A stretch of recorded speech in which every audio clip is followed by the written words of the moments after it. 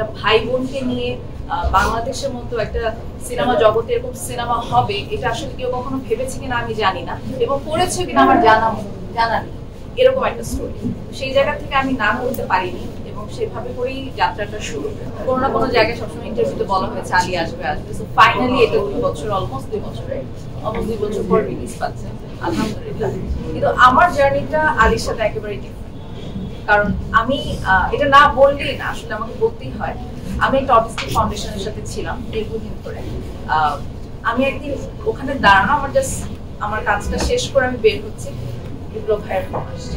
Phone আমাকে দিয়ে বলতেছে, আর ও আমাকে অনেক বছর পর আমাকে ফোন দিতেছে। বিপ্লব ভাই ফোন দিয়ে বলতেছে আমাকে একটা আমার এই মুভিটা তুই কি করবি, ক্যারেক্টার এটা, and this a very important character, এটা একটা বাক প্রতিবন্ধী নিয়ে কাহিনী এবং তোকে এটা নিয়ে ফাইট করতে হবে। এন্ড আমি না আসলে খুব তখন থান্ডার্ড হয়ে গেছি, কারণ আমি একটা বাক প্রতিবন্ধী প্রতিষ্ঠানের জায়গায় দাঁড়িয়ে আছি এক কথায়।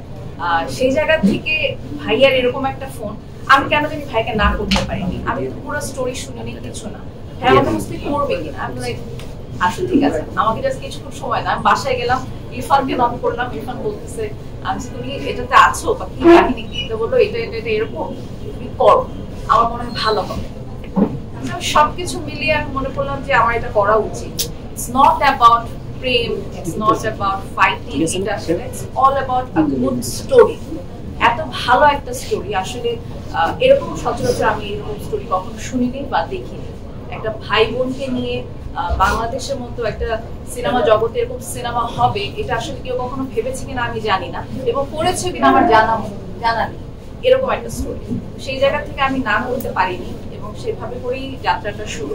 জানি না কতটুকু কি করতে পারছি, যা করেছে বিপ্লব ভাইয়ার ইন্সপিরেশনেই করতে পেরেছি। আর বাকিটা আপনারা সবাই যে হলে দেখবেন এবং আমাদেরকে খারাপটাও জানাবেন, ভালোটাও জানাবেন, যেন আমরা সামনে এভাবে করে ভুল থেকেও যেন শিখতে পারি।